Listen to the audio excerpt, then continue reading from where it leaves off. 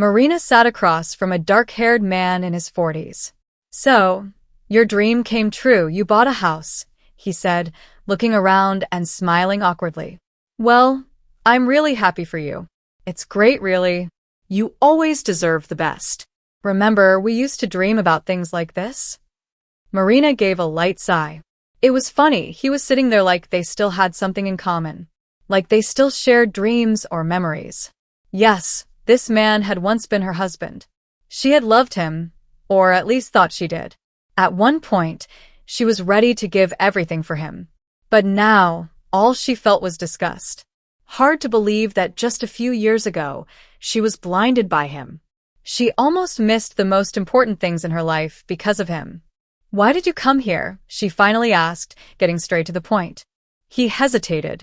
"Well, I heard that you got an inheritance and bought a house. So, I thought I'd come and see it. Maybe think about coming back." She looked at him calmly. "So, you wanted to check out the house and your chances of coming back, right?" "Come on, Marina," he said, taking off his glasses and nervously wiping them. "I just thought maybe we ended things too fast without thinking it through. And now, maybe we could." "There is no we, Talia," she interrupted. "There never was. I understand perfectly why you suddenly showed up again. It's because of this house. Honestly, the only way you could have ended up here was maybe as a gardener." She stood up. "But I can't even bear to see you. Leave. And don't ever come back." She walked him out, slammed the gate behind him, and went back inside. Marina poured herself a cup of coffee and stared at it thoughtfully. Then she put the cup down, opened the fridge, took out a bottle of white wine, and poured some into a thin wine glass. The pale, straw-colored drink sparkled in the glass as she took a deep, refreshing sip. Now this, she thought, is how a day should end for someone who owns a country house. The thought made her smile. She had seen scenes like this in movies and TV shows about the good life. A woman in a white linen dress and a big straw hat, lounging in a chair. Slowly, she adjusts her sunglasses, though who knows why, with such a wide hat, and looks out over the swimming pool, wondering if she should take a swim now or save it for later. Marina, now fully living the dream, stepped onto the terrace. She kicked off her slippers and felt the slightly rough surface under her bare feet. Everything she saw still amazed her. Sometimes she even doubted it was real. A green lawn stretched between the house and huge flower pots bursting with hydrangeas of every color. Tall trees with thick leaves stood behind the garden, with the roof of a gazebo peeking out. A white stone fence curved down toward the river. The sunset bathed everything in warm golden light. The water, the flowers, the trees, everything glowed. It was all so beautiful that Marina let out a deep breath and shook her head in disbelief. The trees, the elegant vases, the soft grass, the fluffy flower clusters that looked like clouds fallen to earth. And most of all, the house. Big but airy, full of light and life, standing behind her. It all felt too perfect to be real. "You, Marina Antonovna, are just a silly, insecure woman," she said out loud, laughing at herself. "You just need to get used to good things. That's all." She laughed again, looked around, and then suddenly realized what was missing. Every happy homeowner should have someone to share it with. And honestly, what she wanted more than anything now was to have that person next to her. The one she'd been thinking about for a long time. Someone to share it all with. The house. The pool. The sunset air. And the life she had finally made her own. He was her world. Her knight. Her guardian angel. Though he didn't always speak like an angel.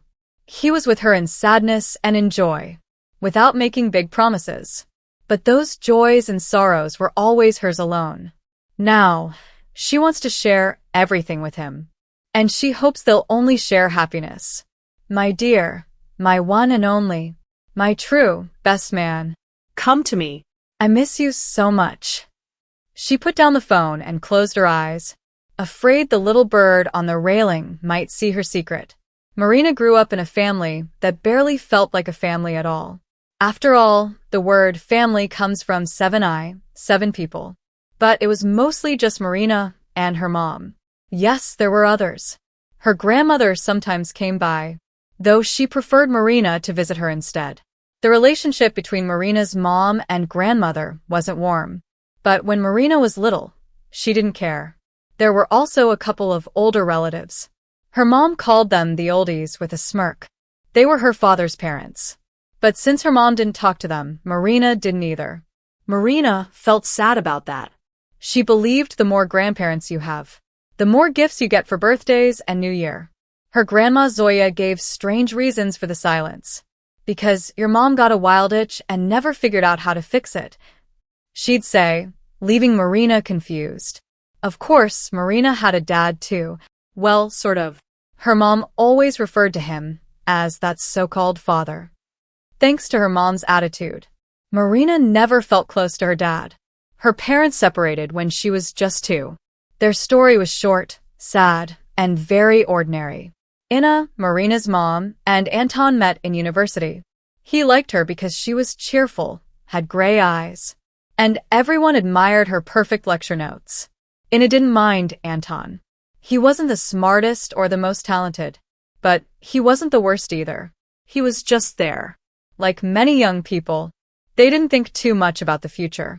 One thing led to another, and Inna got pregnant.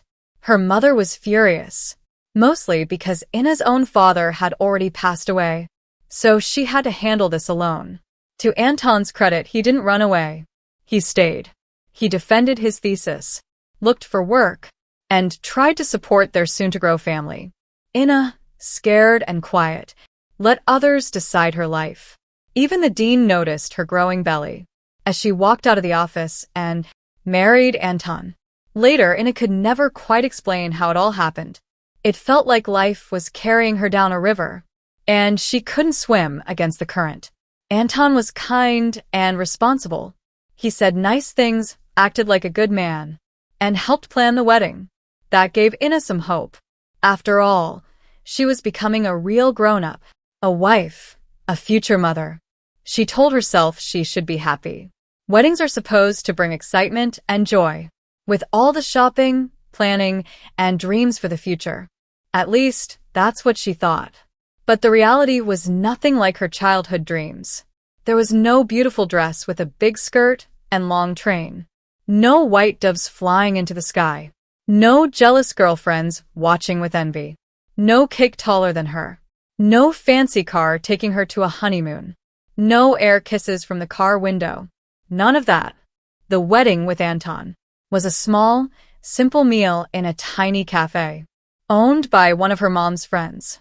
It felt more like someone's birthday than a celebration of love. Even her dress felt wrong, like something a woman might wear at a second wedding, in a village, when she no longer cared what she looked like. Inna, of course, wasn't being totally fair, but deep down she knew this wasn't the dream. The groom was clearly proud of his wife. The guests were laughing, shouting kiss, kiss, with joy. They ate, drank, and even played silly games, like pretending to be musical instruments, or running around chairs while laughing too hard. Some guests got a bit drunk, as often happens at weddings, and the jokes became a little wild, but everyone had fun. After the wedding, the young couple was given a small but cozy apartment. It wasn't big, but it was a place to start their new life. They were expecting a baby, and everything felt new and hopeful. On the due date, Inna gave birth to a baby girl. They named her Marina. But motherhood hit Inna like a storm. Feeding, changing diapers, bathing, no sleep, and constant exhaustion. For Inna, this was the hardest time of her life. To make things worse, Anton, right after the baby was born, left the house under the excuse of working to earn money. Inna felt he just ran away and left her to deal with everything alone, including a baby who cried for reasons she didn't understand. Mom, I don't know. This is really hard, Inna admitted, blushing. Well, what did you expect? It's a baby, her mom replied with a shrug. It's hard even for grown, mature women. And you're still just a kid yourself, so of course it's harder. But don't worry, it'll pass, and you'll remember only the good stuff. And where will this good stuff come from? Inna asked bitterly. You'll earn it, her mom said firmly. It'll come, trust me. As for your life, you made this choice yourself, Ina. No one forced you into it. Oh, right, here we go, Ina snapped. You're going to say I should have used my head instead of something else. Well, yeah, her mom said, not even denying it. But hey, I'm glad you understand that now. Then she tried to end the talk on a lighter note. Look, sweetie, everything will be okay. You and Anton have a family now. You have Marina. Everything else is just details. But sadly, everything else turned out not to be just details. Ina constantly felt tired, sick, and worn out. The baby barely slept and cried all the time. At least it felt that way to Ina. Then she realized something even worse. Being a mother didn't mean she stopped being a wife. She still had to do all the chores. Cleaning, cooking, laundry, on top of everything else. Wait, so I have to do all that too? She asked, pointing dramatically at the room full of baby things. I have to clean, cook, wash clothes, and now, what, even go help in the garden at the summer house. Well, at least you're not washing clothes in a river. Her mom joked dryly. As for the garden, we'll manage without you. And you were never big on cleaning anyway, she added. And cooking? I don't see you sweating over the stove either. She gave Anton a pointed look. He tried to hide a pack of instant noodles behind his back. While munching on a sandwich, Anton really was trying his best. He cooked when he had time. He washed his shirts and socks for work. He needed clean ones daily because of the strict dress code. He even washed Marina's little clothes. He took her out in the stroller for walks every evening. And yes, he bathed her. At first, scared stiff. But later, more confident. Still, no matter how hard Anton tried, tension grew in the house. Their life together had started from a silly mistake. It was impulsive, rushed, and it never really turned into something solid. They never became truly close, never became each other's person. There was no deep love, no real bond of care and tenderness. Just two young people, trying to play house, in a world they weren't ready for. It was clear that there had never really been true love between Ina and Anton. They ended up together by accident. First sitting next to each other in university, then partying together, and eventually moving into the same apartment. But they were never truly together. Some people say that having a child brings people closer. But in their case, it didn't. With Ina and Anton, the baby didn't create a stronger bond. Instead, things got worse. Their arguments became more frequent, louder, and more pointless. Finally, when their daughter Marina turned 2, they made what was probably the first real decision in their relationship, to separate. Anton left the apartment to Ina and Marina.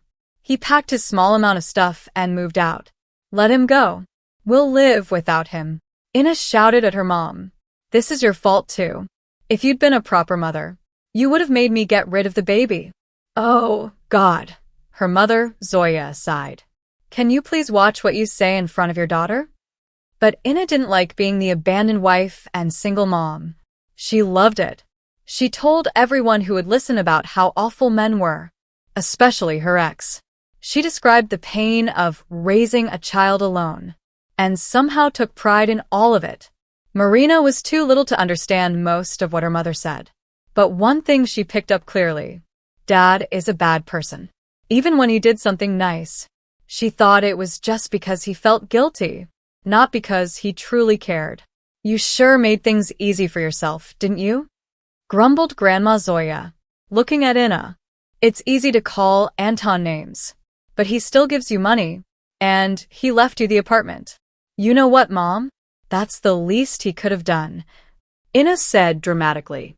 He ruined my life. Well, you both messed up, Zoya said bitterly. Then she just waved her hand, too tired to argue.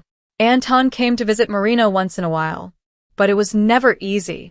He always had to deal with last-minute cancellations, because someone was sick or busy, or just in a bad mood. It seemed like he used all his energy, just to get permission to come see his daughter. And when he finally did, he would sit quietly in front of her, looking lost and tired, not sure what to say. Marina didn't feel comfortable around him either. He seemed like a stranger, and even a little scary. He would give her a small gift, then go out for a short walk with her, if Ina allowed it. There was no question of him taking her for a full day or a weekend. After he left, Ina would lie on the couch, cover her head with a wet towel, and moan loudly like she was sick. She would say things like, "All men are the same." Marina felt very sorry for her mom and for herself. As Marina got older, she tried to understand what was really true in her family. "Your father is actually a good man," Grandma Zoya told her one day. "He's kind and honest, just weak. Forgive me, Lord, but it's true. When you hear for years that you're no good, eventually you start believing it. So your mother says he's a bad father. And since he's bad, she says he shouldn't be around you. Do you understand?" Marina shook her head. "No." "Well, you will someday," Zoya sighed.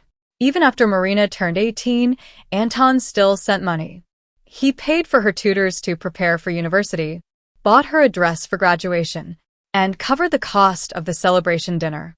But none of that made up for what Ina saw as his sins. So, in Marina's eyes too, none of it really mattered. There was also one more thing Anton had done. Something that, in her mother's opinion, was even worse than everything else. Something no amount of money could fix. Her hair was thick, shiny, and deep red, like a crown. But the hair on her chin just wouldn't behave. By midday, it would get oily and stick together like icicles, as if she hadn't washed it in weeks. Marina had a great figure, a nice body, big, beautiful green eyes, and a white, bright smile. But none of that made her feel better. In her opinion, the good things about her appearance were nothing compared to all the bad ones. "Thank your so-called father for that," Ina, her mom, would say every time Marina complained. "He gave you all the bad genes. Look at me, my skin is perfect. It always has been. My hair's fine too. Everything you have, all the ugly stuff, that's from your precious daddy." After hearing support like that, Marina didn't feel any warmer toward her dad. She'd swallow her tears, cover her face in smelly acne cream, and think, if I didn't have to go to tutoring, I wouldn't leave the house at all. At least then I wouldn't have to hear the jokes or see the mean looks from other kids. But there was one person who, it seemed, really didn't care how Marina looked. It was their neighbor and Marina's classmate, a boy named Genya, short for Yevgeny. They had known each other since they were babies, playing in the same sandbox, fighting over toys. But as they grew up, they drifted apart. When he was just 4, his parents put him in hockey.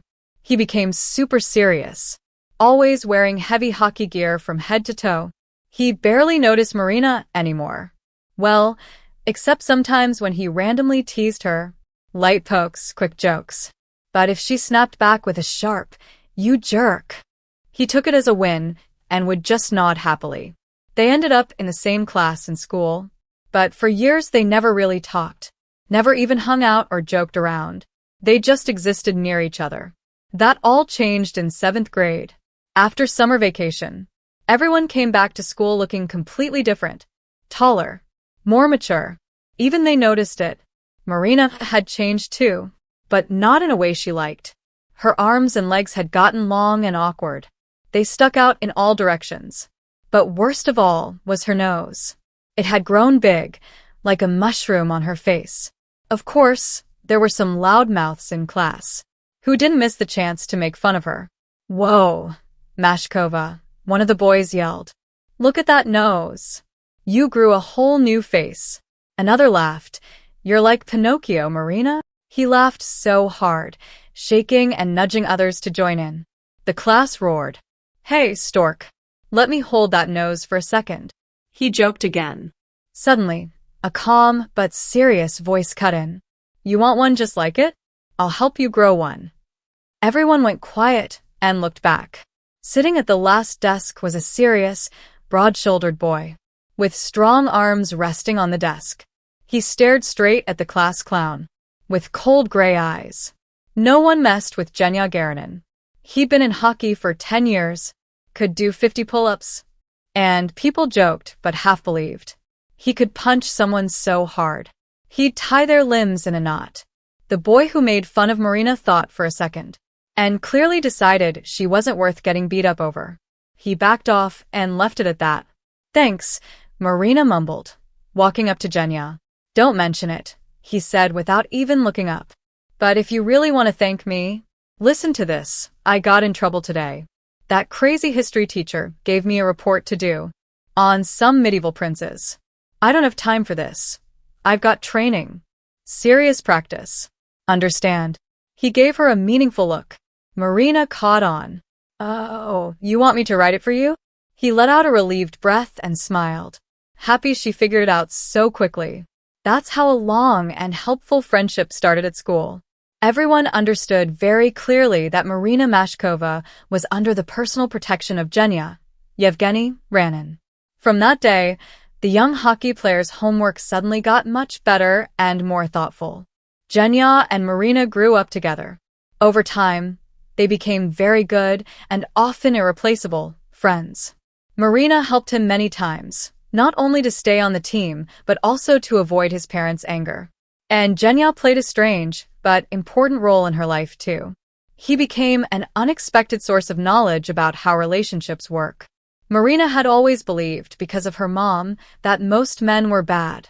But Genya showed her that many men could be kind and good. Like him. Strong, kind, sometimes sarcastic, but always reliable and loyal. They often had long conversations, and sometimes after talking to him, Marina would think deeply about things for a long time. Once, when she was complaining about her looks again, Genya said, "Why are you ashamed of yourself? So, what if you have pimples? Everyone gets them. Look, I've got one too, bigger than yours. Today it's here, tomorrow it's gone. You're a pretty girl, but you're shy, full of doubt, and you slouch. Get a haircut, stand up straight, forget what everyone says, and smile. That nose of yours? You should wear it with pride." With pride? Like what? Marina asked in surprise. Like a flag, he answered confidently. What flag? A national flag, he laughed. And remember, you have beautiful eyes and a great smile. Whatever's in between doesn't really matter. Later, Genya asked her seriously, "Hey, where's your dad?" "My dad." Marina was surprised. "Yeah. I don't like calling him father," Genya said. "It sounds cold. But where is he?" "I don't know," Marina replied. For some reason, she suddenly felt ashamed, even though it wasn't really her fault. "Do you talk to him?" Genya continued his questioning. "Why are you bothering me about my dad?" Marina snapped. She didn't really know what to say. "Well, I was just wondering," Genya said with a grin. "Too bad you don't stay in touch with him." Then he stopped talking, but Marina kept thinking about it. Maybe, in some way, she was also guilty for pushing her dad out of her life, whether by choice or just by following her mom's lead. Her grandma sometimes added her own thoughts about it too. "You still don't see your father?" she'd grumble. "Think about it. One day I'll die too. And you have another grandma out there somewhere. People will talk. But why doesn't he ever call or visit?" Marina argued. "I'll tell you why," she said sadly. "Because I don't matter to him. So why should I chase after him?" "Maybe you're right," Grandma sighed. "And maybe he has his reasons too. But still, you're both wrong." Marina didn't see her grandmother very often, but she saw Genya almost every day. And over time, he became her main person to talk to and ask for advice, even when it came to picking a dress for graduation. When she showed the dress to Grandma Zoya, she just shook her head but wasn't really surprised. "Come on, Grandma," Marina said shyly.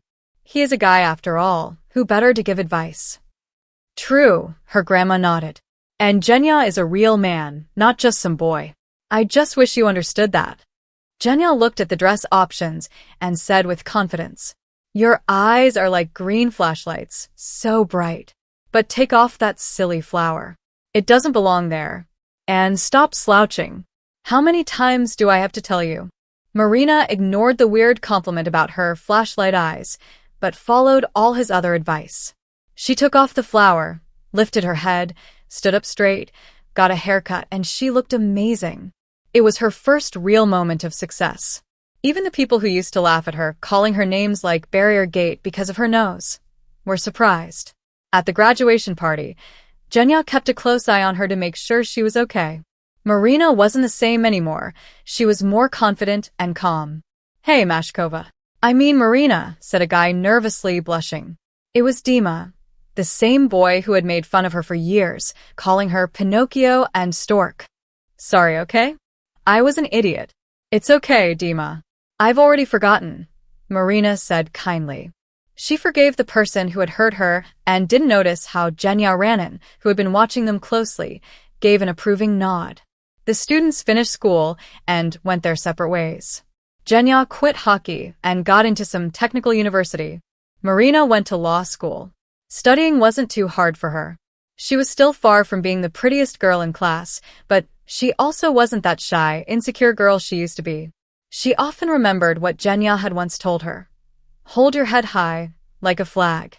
Those words always cheered her up and helped her in tough moments. Marina didn't lack friends or company, and she lived a fun student life full of walks, meetups, and parties. After one especially wild party, Marina decided to go home late in the evening.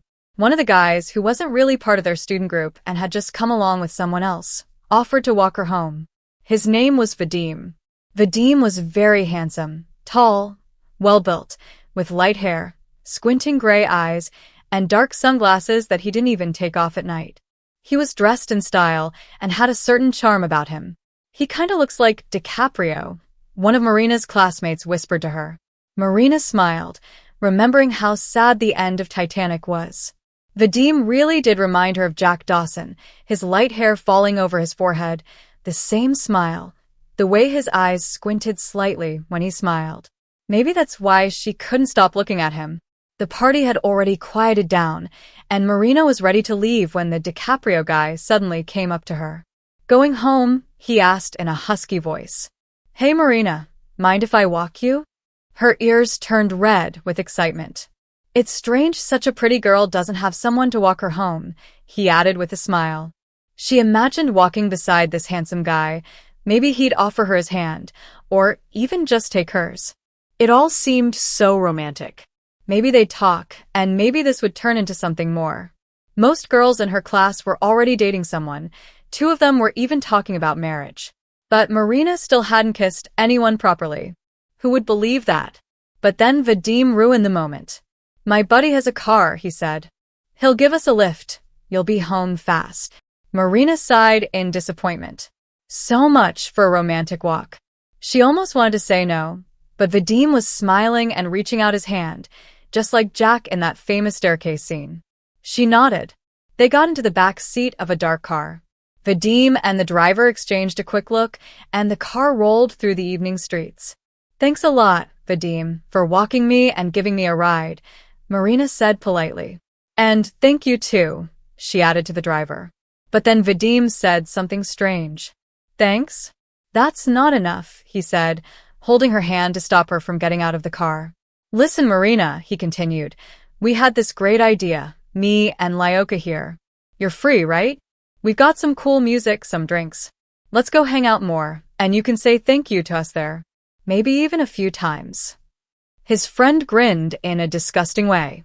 "No way," Marina said firmly. She straightened up and tried to push Vadim away, her hand shaking as she searched for the door handle, but couldn't find it. "Oh, come on. Stop acting all stuck up," the driver said from the front. "You're lucky decent guys even noticed you. Otherwise, you'd stay single forever." Marina finally found the stupid door handle and yanked it. She tried to jump out of the car, but strong hands pulled her back inside. "Come on, don't fight. You'll like it, I promise," one of the guys said. She heard him talking fast, and then felt something sticky and thick, maybe tape, being pressed over her mouth. Then something strange happened. The car door flew open, and some unknown force seemed to pull Marina out of the scary car and onto the street. She felt like she was being pushed and pulled, back and forth. Her mind barely processed what was happening. A shadow of a person flashed by. There was a loud thud, someone got punched, and the sound of glass breaking. Someone screamed. The car door slammed shut, and tires screeched as the car sped off. Marina stood frozen on the sidewalk. She still had the tape stuck to her mouth and didn't move. "What are you doing wandering around at night, Blondie?" a familiar voice said. "And with those kinds of guys too. God help us." It was Genya Rannon. His voice was worried. "You okay? Did they hurt you? Say something. Can you even talk? Did fear make you swallow your tongue?" His hands were still strong, but now gentle. He brushed the hair out of her face and carefully peeled the tape off her lips. Genya looked at her seriously but kindly. "You're not a little girl anymore, Marina. You should know better. You can't just get into a car with strangers. And drunk strangers at that. What if I hadn't come back to my old house today and seen them dragging you in? Oh, Marina, you can't be this dumb at your age." And suddenly, everything hit her at once. All the fear, all the what-ifs. If Genya hadn't been there, she shook and cried so hard her whole body trembled. Okay, calm down," Genya said. "Look at you, you've soaked me like it's raining." He kept mumbling gently while wiping her face with a not-so-clean handkerchief. Then he pinched her nose and made her blow it like she was a little kid. After that, they stood up and slowly walked back to her apartment. Marina wasn't worried about her mom noticing anything. Her mom had pretty much stopped paying attention to her lately, thinking Marina had grown up and should deal with her problems on her own. Once in Marina's room, Genya said in a bossy tone, "You need tea, a wash, and some sleep. We'll figure everything out tomorrow." "No, we won't," Marina said quickly, scared. "I don't want to talk about it ever again." "But listen, those jerks need to be caught and punished," he said, angry. "I think you punished them well enough," Marina said with a nod. "Well, yeah," Genya smiled, proud. "I gave the guy who grabbed you a good beating. Didn't get to the other one, he drove off too fast. But hey, at least now he'll need new windows for his car." Then Marina quietly interrupted, "You know what I need right now? I just need you to stay with me for a while." She didn't know how long he stayed by her side, or when she fell asleep. But when she woke up, the sun was shining through the window, there was a pillow under her head, and her feet were covered with a soft blanket. She tried not to think about the awful thing that almost happened. Time passed. Marina graduated from university and got a job as a legal advisor at a big company. Things went great for her. In just a few years, she was running the whole legal department. Her bosses trusted her, and she earned a great salary. Thanks to her income, she was able to buy her own small but cozy apartment and a car. Whenever she needed help or advice, she didn't hesitate. She always turned to her one true friend, Genya. He helped her with the renovation, carried her furniture into the new place, and even after that, he never left her to deal with things alone. He was always around, drilling holes for curtain rods, moving her wardrobe from one corner to another. "You might as well hire me as your husband for an hour," he joked. "Well, then at least feed me. What's that amazing smell coming from your oven?" "You're so cheeky, Mashkova," he grumbled when she asked him to help her choose a car, and for several weekends in a row, they walked around the car market, pushing through crowds of buyers and sellers. "I have my own personal life, you know," he said. "Instead of spending time with a beautiful woman, and not a hopeless one. By the way, I keep wasting my weekends on you." "Well, there's nothing decent here today," he summed up after looking around. "Genya, I'm really sorry," she mumbled shyly. "I get it, you're tired of this. Next time, I'll ask someone from work to come with me. I think there's a guy who—" "What?" Genya snorted angrily. "So, I should just hand you over to some guy who'll help you buy some junk? And then I'll have to deal with your garbage car? No way. I'll find the car myself for you." "Okay, I have to go now, I'm running late." He started jogging away. "If I end up staying single because of you, I'm moving in with you. Remember that." Genya disappeared before she could even thank him properly. Not that either of them really needed all that gratitude. "Genya, I think I'm in love," she said one day to a friend. "Well, thank God." Finally, Genya lifted his hands like an old lady and laughed. "Is it true? I can finally hand you off to some poor guy? Oh, you have no idea how happy I am to pass you and your endless problems onto someone else. I'm free. Thank you, God." He rolled his eyes in a mock prayer. By that time, he was already married, though he joked it was Marina's fault his marriage didn't last. She always pulled him into her dramas. Genya was a private guy. Even close friends didn't know much about his life. And Marina never asked. She was too busy with her own life, which had suddenly become very exciting after being pretty boring before. She met Anatoly at work, actually, right in her own office. At first, it didn't seem like anything special. It was a hot summer. The city was like an oven, full of heat waves. The office building had huge windows, beautiful views of the city and river. But now, the sun was making the place unbearable. The air conditioning had broken, and it was impossible to work. Marina Antonovna, the repair guys are on their way. They said they'll come after lunch, her secretary said, watching Marina try to fan herself with a piece of paper. Finally, the repairmen arrived. They slowly walked around, checked the AC units, and talked among themselves for what felt like forever. One of them, a short, strong man with dark hair and glasses, came into Marina's office. "I'll take that one down," he said, pointing at the unit by the window. "Can you do it faster?" Marina snapped. "We can't work or even breathe in here." "Have some water," he replied casually. The heat, the sweat sticking her blouse to her back, and the stress of a contract that wasn't going well, it all pushed her over the edge. "What are you talking about? Who do you think you are, giving me advice?" she yelled. "I was just giving a little advice," he said calmly, unfazed. "And not a bad one." She gasped, snorted, and stormed out. When she came back, the AC was working again.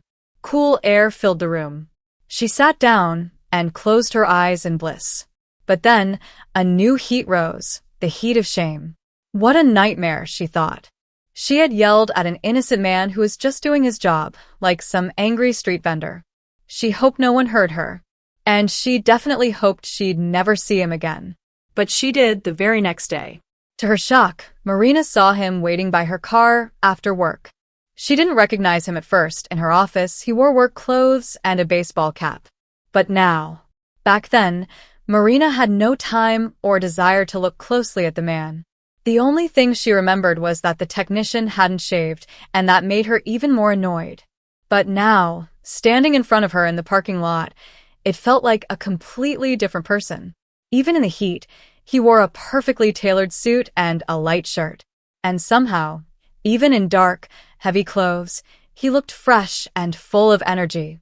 His face was clean-shaven, his dark hair neatly styled, and he wore thin-framed glasses that completed the look. But the most surprising thing, he was holding a stunning bouquet of deep red roses. Throughout her adult life, Marina had received many flowers, from friends, co-workers, and even her bosses, for different occasions. Genya always brought her favorite multicolored chrysanthemums on her birthday.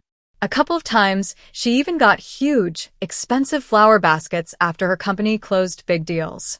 But none of those bouquets felt like this one. None of them came with the serious and focused look of a man giving flowers because he truly cared. But this man, his eyes were serious and very interested. "Marina," he said. His voice sounded totally different now, calm, confident, and pleasant.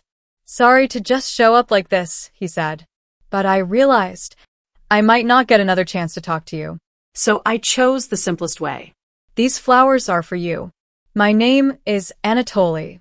"Oh, thank you. This is so unexpected and strange," she stammered. "I acted terribly yesterday. I'm embarrassed to even remember it." "It's okay," he said with a warm smile. "I know that the person I met in the office yesterday wasn't really you. You were just stressed. And honestly, you looked exhausted from the heat and everything else." He paused and then added, "I'd love to invite you to a wonderful place nearby. By the way, don't worry, the air conditioning there works perfectly. I already checked." Their relationship moved fast, but in a calm, steady way. Anatoly took care of Marina. He called her every day, picked her up after work, brought her flowers, took her out to restaurants, said all the right things, kissed her hand when they said goodbye. But strangely, he didn't act like the kind of romantic man Marina had imagined. To be fair, she didn't have much experience with relationships, almost none, really. Still, Anatoly's seriousness and restraint sometimes confused her. "I'm a grown man," he explained one day. He was 10 years older than Marina. And I'll be honest, I'm not great with big emotional speeches. But I love you. I really do. And I want you to marry me. Maybe I should say it with more emotion or charm, but this is who I am. I'm not a romantic guy. Genya, what should I do? She asked her old friend and advice giver. Well, hello there. You're full of surprises, Mashkova. Genya laughed. How should I know what you should do? Do you love him? Yes. Marina nodded without hesitation. Of course I do. What kind of question is that? He's the first real man I've ever met. Genya twitched slightly and looked at her carefully. If you're sure you love him, then marry him. That's it. Why overthink it, he mumbled. Then he added something else, but Marina, lost in her own thoughts and feelings, didn't even hear it. They set a date for the wedding. Then one day, in the middle of wedding planning, Genya suddenly asked, Did you invite your dad? Why would I? Marina frowned. I haven't seen him in 6 years. Well, that says something about you, Genya said with a shrug. Listen, Marina, this is your big day. Maybe your only wedding ever. Are you really going to hide it from your own father? He paused. Are you still mad at him after all these years? Come on. If you are, then you're more closed off and insecure than I thought. And that's a shame. Honestly, Marina was pretty offended by what Genya said. Why should she invite a man who felt like a stranger? And why should she risk drama or awkwardness at her wedding? No way. She wouldn't let anyone ruin the most important day of her life. But Genya's words stuck in her mind. They kept coming back. A few days before the wedding, angry at herself for being soft, Marina dialed a number she had never called before. Surprisingly, it felt like he had been waiting for her call. Even though that couldn't be true, the moment the phone rang, he picked up right away. A deep, almost forgotten male voice answered. Hello? Hello? Marinka, is that you? There was so much hope in his voice, and at the same time, fear of being wrong, that Marina suddenly felt awkward. Yes, it's me. Hello, she said. But she couldn't bring herself to say the simple word, Dad. It felt too heavy. She also didn't want to call him father in that cold, distant way her ex, Genya, used to say it. My daughter, I'm so happy you called. I've wanted to see you, or at least hear your voice, for so long. You won't believe it, but I was thinking about you today. Actually, I think about you every day. And now, suddenly, here you are. His voice was rushing, like he was afraid she'd hang up before he could say everything he wanted. Yes, of course. Listen, I wanted to tell you, well, the thing is, I'm getting married, she said, cutting him off, cursing Genya for his silly idea and herself for going along with it. She wondered what she'd do if this close relative actually decided to show up at the wedding. That's wonderful. I'm so happy for you. I know, I'm sure. You'll be very happy, he said, though his voice cracked for a moment. Then, he quickly pulled himself together. Marinka, my daughter, thank you so much for just calling me and telling me. I would be very happy to congratulate you. She imagined her mother's face if he actually showed up at the wedding. But I understand, of course, that me being there wouldn't be appropriate. It would probably make you uncomfortable, too. I understand everything.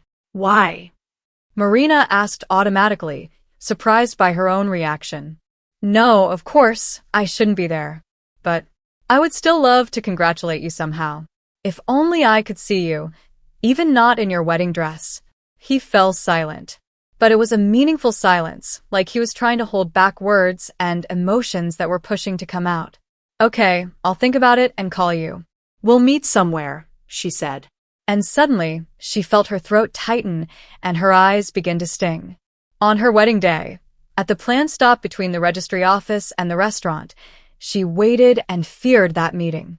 She didn't know what her father looked like now, or how he would act, or how her new husband Anatoly would react.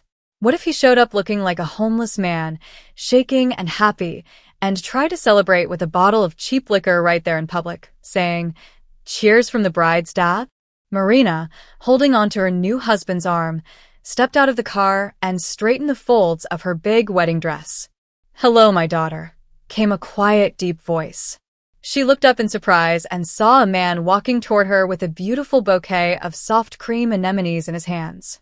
She had prepared herself for the worst, imagining he'd fallen into deep poverty. But the man standing a few steps away didn't match that picture at all. He was slim, neat, and had a young-looking face, though his hair was streaked with gray. He was dressed well and with style. "Nara and we congratulate you. Both of you. Thank you." He handed her the flowers and a thick envelope. She walked up to him and felt a warm, gentle kiss on her cheek. Only the fear of ruining her carefully done wedding makeup stopped her from crying. After the wedding, Marina was completely happy. Her life felt perfect, beautiful, elegant, and the way a life should be between two well-educated and cultured people. They went on a trip across Europe, redecorated Marina's apartment, bought a new car. Then suddenly, Marina realized she had nothing left to do and nothing left to say. He seemed totally fine with that. "I think I know what you're missing," he said. "Right now, we're both healthy and full of energy. We can work for a few more years, save up some money. Then we can build a house and maybe think about children." A house that had been Marina's dream for so long. A big, bright house with huge windows from floor to ceiling, with a wide polished staircase, a wall full of books, and a terrace that opened onto a green lawn. Marina thought it was all worth it, working hard, pretending everything was fine. But later, she found out that Anatoly's plans had always depended on her income and career future. For a couple of years, things went well. Marina kept getting promotions, earned good money, and seemed to have it all. Anatoly, on the other hand, had been broke almost since finishing university. Then Marina's company went bankrupt. Her high position disappeared, and she had to sell what was left of the company. She started hiding her phone in the evenings. One night, Anatoly said very directly, "Marina, we're both adults. You know there's no future for us anymore. Let's just end this peacefully. Okay? But tell me, did you ever love me?" she asked. He looked uncomfortable for the first time she'd ever seen. "I think so. Maybe. I don't know. You know I was never a romantic." Marina gave a sad smile. That was the end of their marriage. A year later, her father called. This time, it wasn't a surprise. She actually wanted to hear from him. Since her wedding, they had slowly started talking again. At first rarely and by chance, but more and more often over time. Without even realizing it, Marina had come to rely on those calls and meetings. They slowly healed a deep, cold wound she had carried for years. One day, they were walking in the park. Her father, Anton, calm and elegant as always, said, "I have something to tell you. Let's sit down." He gently touched her sleeve and nodded toward a bench. As they sat, Marina thought he looked slightly out of breath. "You see, my dear," he paused and looked at her kindly. "I'm not well. Actually, I'm very sick. The doctor says I don't have much time left." He raised his hands as if asking her not to panic. "I know it's scary.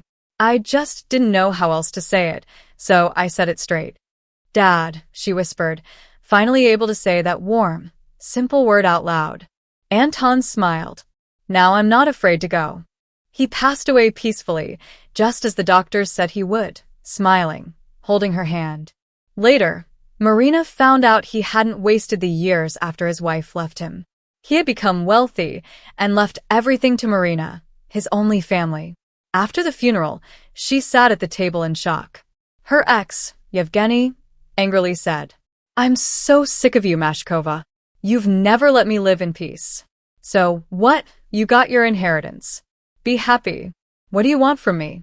"Genya, I don't know what to do or how to live now," she answered. "Maybe I don't even deserve this money." "Oh, stop it," he muttered. "Just leave me alone. You've worn me out." Then suddenly, Yevgeny covered his face with his hands, sat down heavily, and fell silent. "Genya, what's wrong?" Marina asked, her heart beating fast. And at that moment, she realized there was no one in the world closer or more important to her than this messy-haired, broad-shouldered man sitting in front of her. The feeling hit her hard but warmly, deeply. She knelt in front of him and gently touched his temples. It was a face she knew so well. and the emotion she felt was so strong it almost hurt. He grabbed her hands and pressed them to his eyes. "You're such a fool, Mashkova," he said. "Insecure and ridiculous. Now you're rich, and I bet you'll waste it buying some house with huge stupid windows no one can clean and a lawn that needs mowing every day." She laughed and tried to pull her hands away, but he didn't let go. "If you used your brain even a little, you would have figured it out a long time ago. I love you. I've always loved you. And I'll mow every stupid lawn for you for the rest of my life."